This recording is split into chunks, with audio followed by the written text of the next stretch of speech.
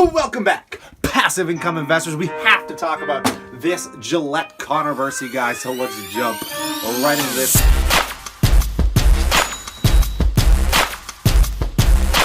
Bullying.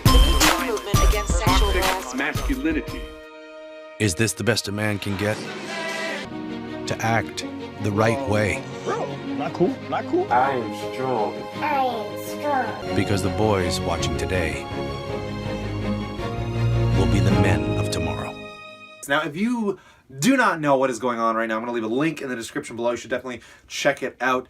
Gillette just released an ad video, and it's been a long time since an ad video has done so poorly and has been so non-received by the public that it reached number 3 on YouTube trending today. And I want to kind of break it down what I think about it personally as an investor, considering Proctor Gamble own Gillette. If you don't know Proctor Gamble, guys, they are the parent company of Gillette, and Gillette they purchased for $57 billion. It was one of their largest acquisitions, and it was back in 2005. If you don't know Procter & Gamble products, trust me, you do. They make everything from Febreze, Vicks Vapor Rub, Pampers, I think. The list goes on and on, guys. Look at the market cap. We're talking about a $227 billion company, which is absolutely absurd, guys. It is a Fortune 500 company. It is very massive with a current PE ratio of 23, which in my opinion a little higher than I'd like, but it's paying out a dividend of 3.1%. I left a little chart up here kind of showing you their history.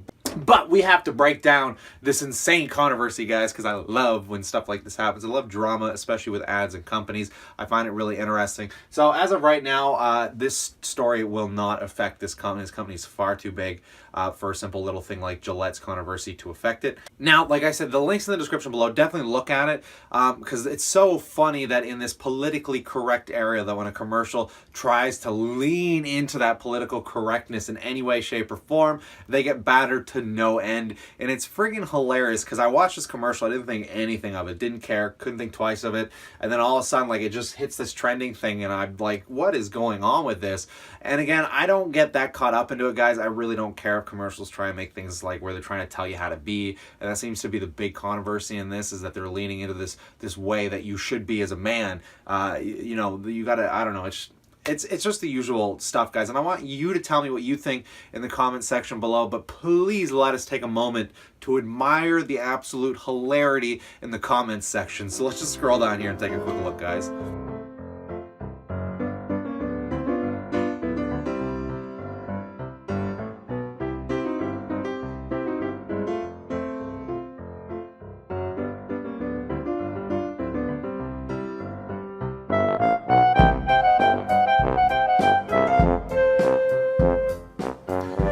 So I really don't think this is going to do anything to Procter & Gamble, guys. This is just going to be one of these things that is absolutely brilliant. And what I mean by that is, as an entertainer, you learn how to use controversy to your favor, guys. A lot of singers will do this where they will stir up some kind of controversy pot. They actually hire departments to stir up controversy, guys. And usually a very successful ad campaign will achieve just that. When you are trying to make a viral ad or some kind of, if you're trying to become viral in any real way, you need to cause controversy, because you can't just post good content. You can't just post bad content, because if it's really bad, you're going to get hated on way more than you need to be, and it might ruin your career. But it's like this weird gauge. You have to find this middle ground where it's just enough to be in this zone of controversial, but it's still over here just enough that it's not crossing any lines. And if you can pull that sweet spot off, you end up with what we have here today, guys. This beautiful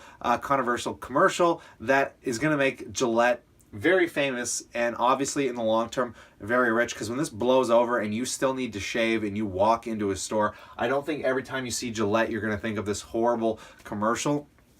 I think it's going to blow over. But the fact that we're talking about the brand right now, guys, along with everybody else on YouTube, I think is going to do nothing but good for Gillette. And again, in a company this size, guys, it doesn't really impact it at all. I don't think it's going to give it any huge upside or any huge downside. But from the marketing team, I hope someone's getting a raise there. They did a very good job. I know the comment section might make you think otherwise, but trust me, when things like this happen, usually it's a lot better than it is worse, because again, we're all talking about this multi-billion-dollar brand, which is super interesting, guys. So let me know what you think about this. Just a quick video today. I had to get this one in here because I couldn't get over this. So let me know in the comment section below. If you enjoyed this content, remember to slap a like on it, guys. Consider subscribing, as I'm trying so desperately to build this YouTube channel. But stay cool, stay awesome, and I'll see you tomorrow.